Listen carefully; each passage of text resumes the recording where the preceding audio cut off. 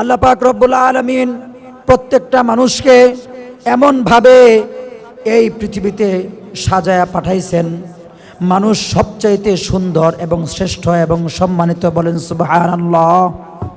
সবচাইতে সুন্দর মানুষ, মানুষের মতো সুন্দর পৃথিবীতে আর কিছুই নাই। আল্লাহ পাক রব্বুল আলামিন বলেছেন, লাকাদ খলাকনাল ইনসানা ফি আহসানি তাকবীম। অবশ্যই মানুষকে আমি সবচেয়ে সুন্দর আখলাক দিয়ে পৃথিবীতে পাঠাইছি, পৃথিবীতে বানিয়েছি। সবচেয়ে সুন্দর চরিত্র, সবচেয়ে সুন্দর আখলাক, সবচেয়ে সুন্দর গঠনাবলী, সবচেয়ে সুন্দর চেহারা, সবচেয়ে সুন্দর তার দৈহিক সৌন্দর্য, যত ধরনের সৌন্দর্য হতে পারে সমস্ত ধরনের সৌন্দর্য দিয়ে আল্লাহ তাআলা মানুষকে পাঠাইছেন। বলেন সুবহানাল্লাহ। মানুষকে আল্লাহ তাআলা পাঠাইছেন। আর এই মানুষ আল্লাহ তাআলাকে ভুলে গেছে, মৃত্যুর কথা ভুলে গেছে। মানুষ মৃত্যুর কথা স্মরণ করে না, অথচ কিতাবের ভিতরে আসছে মানুষ যখন মৃত্যুর মুখোমুখি হয় তখন আজরাইল যখন তার শরীরে হাত দেয়, তার শরীরে হাত দেওয়ার আগ মুহূর্তে যদি সে ব্যক্তি বৎকার হয়, আজরাইল আলাইহিস সালাতু ওয়াস সালাম তার সামনে এমন এক ভয়ঙ্কর রূপ ধারণ করে, হযরত ইব্রাহিম আলাইহিস সালাতু ওয়াস সালাম বলেছেন ওই ভয়ঙ্কর রূপটাই একটা মানুষ মরে যাওয়ার জন্য যথেষ্ট। আপনি একটু চিন্তা করেন, রাস্তা দিয়ে আপনি অন্ধকার রাস্তা দিয়ে বাড়ির দিকে রওনা দিয়েছেন, এই রাস্তায় কোনো আলো নাই, হঠাৎ যদি আপনি দেখেন 20 ফুট লম্বা একটা মানুষ আপনার সামনে এরকম ধেয়ে আসতেছে, তখন আমার মনে হয় না কোনো ব্যক্তি ওইখানে স্থিরভাবে দাঁড়ায় থাকতে পারবে।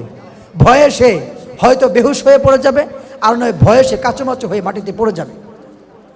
তাহলে বৎকার মানুষ যখন মৃত্যুর মুখোমুখি হয় তখন তার সামনে আজরাইল এমনভাবে দেখা দেয় যে আজরাইলের পা দুটি থাকে জমিনে এবং মাথাটা আসমানে লাগানো থাকে। এমন এক ভয়ঙ্কর আকৃতি তার সামনে ফুটে ওঠে।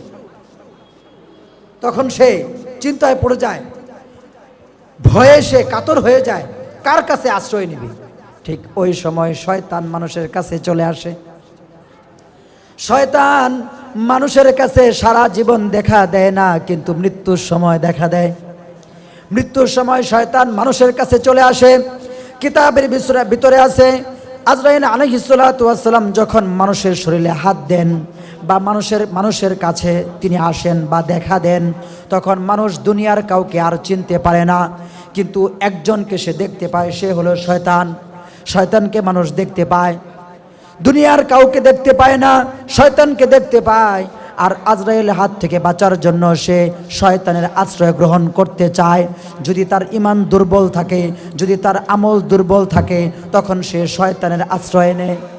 আর শয়তান সবচেয়ে ধোঁকামূলক আচরণ ওই সময় দেখায়। শয়তান পিতামাতার স্রোত ধরে, শয়তান বন্ধু বান্ধবের স্রোত ধরে, শয়তান স্ত্রীর স্রোত ধরে, সবচাইতে কাছের মানুষ এই ব্যক্তির যে ছিল তার স্রোতটা ধরে আর বলে, তুমি যদি আমার কথা শোনো তাহলে এই যে আজরাইলকে দেখতেছ, এই আজরাইলের হাত থেকে আমি তোমাকে বাঁচিয়ে দিব।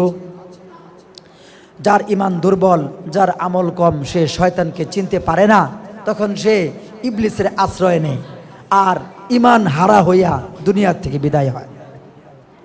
ওই সময় সবচেয়ে গুরুত্বপূর্ণ এক সময়, মহা গুরুত্বপূর্ণ এক সময়।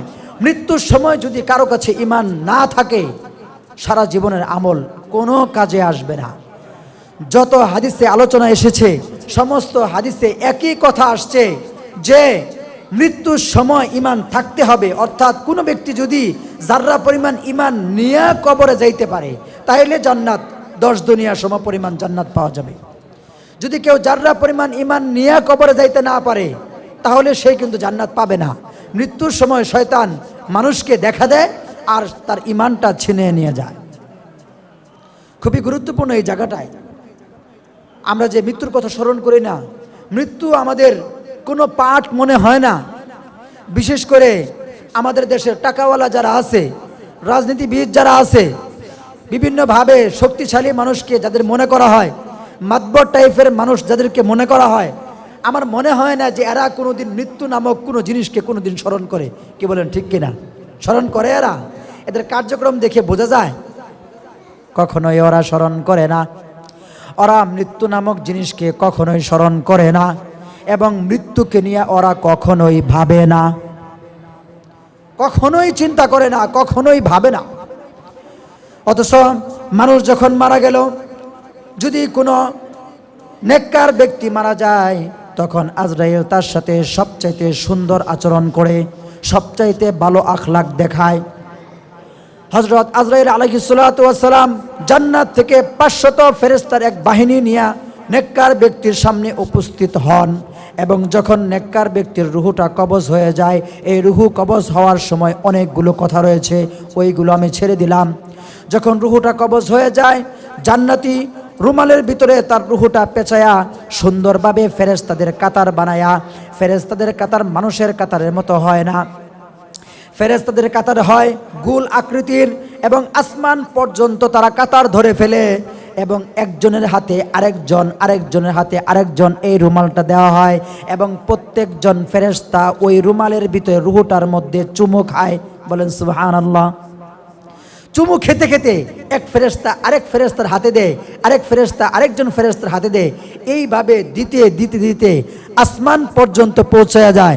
আল্লাহ পাক রব্বুল আলামিন কোরআনের ভিতরে বলছেন, ইন্নাল আবরারা লাফি ইল্লিয়িন, ইন্নাল আবরারা লাফি, নিশ্চয়ই নেককারদের রূহু ইল্লিয়িন নামক স্থানে থাকে, ইল্লিয়িন নামক স্থানে থাকে।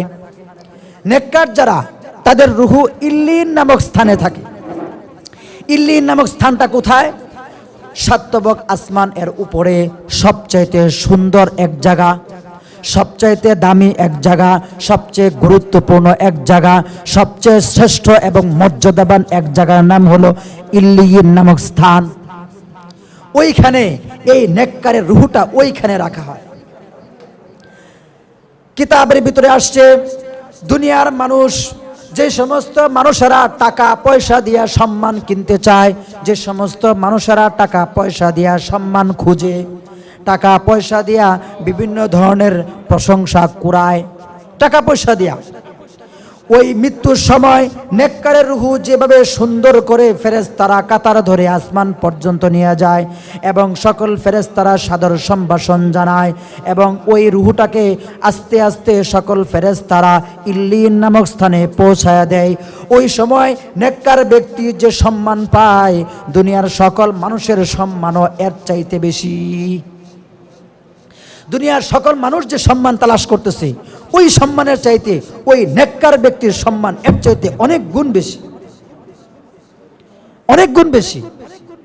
ওই সম্মান মানুষ বুঝতে পারে না, তাই তালাশ করে না। যদি নেককার ব্যক্তির রূহ কবজ হওয়ার পরে রূহটাকে যেই মর্যাদা এবং সম্মান দিয়ে ইল্লিয়িন নামক স্থানে নেওয়া হয়, ওই সম্মান যদি মানুষ জানতো এবং বুঝতো, দুনিয়ার কোনো সম্মান সে তালাশ করতো না, তার প্রয়োজন হতো না। সে মনে করত আমার তো মহা এক সম্মানের দিন আসতেছে, সে ওইটাই সারা জীবন পরিকল্পনা করত যে কিভাবে আমি ইল্লিয়িন নামক স্থানে পৌঁছতে পারি। যদি কোনো ব্যক্তি বদকার হয়ে যায়, ইন্নাল ফুজ্জার লাফি সিজ্জিন, নিশ্চয়ই পাপিষ্ঠরা সিজ্জিন নামক স্থানে থাকবে। সিজ্জিন জাহান্নাম, এই সাতবক জমিনের নিচে জাহান্নাম, ওই জাহান্নামের তলদেশে সিজ্জিন নামক স্থান, যেখানে বদকারদের রূহ রাখা হবে, পাপিষ্ঠদের রূহ রাখা হবে। এই যে পাপিষ্ঠদের রূহ ওই সিজ্জিন নামক স্থানে রাখা হবে, সেই সিজ্জিন নামক স্থানে আমি যদি চলে যাই, ওইখানে শুধু আযাব আযাব আযাব, আর কিছু না।